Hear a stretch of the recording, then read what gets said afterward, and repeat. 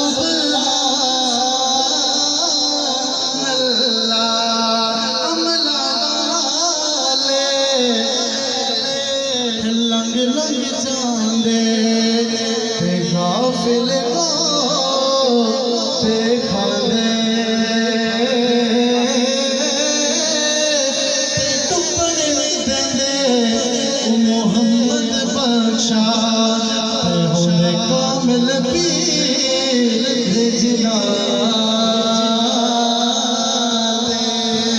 दुआ है मेरा पढ़ना आप लोगों का सुनना अल्लाह करीम अपनी बुलंद बारगाह में कबूल फरमाए।